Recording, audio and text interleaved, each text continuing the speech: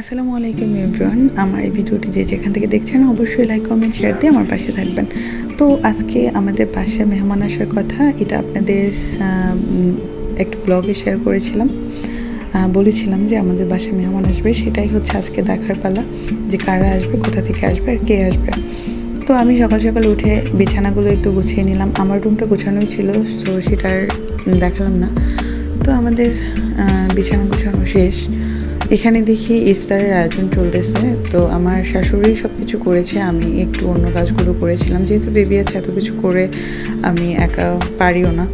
তো আমার শাশুড়ি আমাকে অনেক হেল্প করে, আলহামদুলিল্লাহ। সে অনেক ভালো মানুষ, সে সবসময় আমাকে মেয়ের মতো করেই দেখে আর মেয়ের মতো করেই রাখে। তো আজকে এই তো আমি একটু ফ্রুটসগুলো কেটে নিচ্ছিলাম।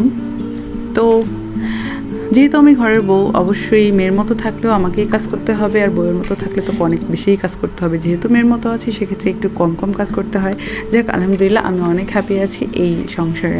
আমার হাজব্যান্ড, আমার শাশুড়ি, আমার মেয়ে, আমার ছেলে, সবাই অবশ্যই আমার অনেক টেক কেয়ার করে। আমার ছেলে তো এখনও ছোটো, সে এখনও টেক কেয়ার করার কিছুই বোঝে না। যাই হোক, তাও একটু বাচ্চারা অনেক বেশি কান্না করে, সেক্ষেত্রে আমার ছেলে একটু কম কান্না করে। যাই হোক, এখানে আসছে ওর ফুপি, ওর জন্য অনেকগুলো ড্রেস নিয়ে এসেছে, ঈদের শপিং করে দিয়েছে। মেয়েরটাও নিয়ে এসেছে, মেয়েরটা আমি শেয়ার করিনি।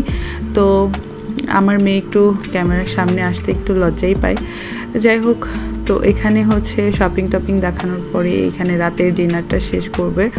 তো আমি এখানেও কি করলাম, সব কিছু তাদেরকে দিয়ে খাবার দাবার শেষ হয়ে যাচ্ছে, তখন ভিডিও ক্লিপ নিলাম। তো তাদেরকে খাওয়া দাওয়া শেষ করে আমি আমার মেয়েকে নিয়ে চলে গেলাম পার্লারে। তো আজকের ভিডিওটা এই পর্যন্তই। যদি আপনাদের কাছে ভালো লেগে থাকে অবশ্যই আমার পাশে থাকবেন। আল্লাহ হাফেজ।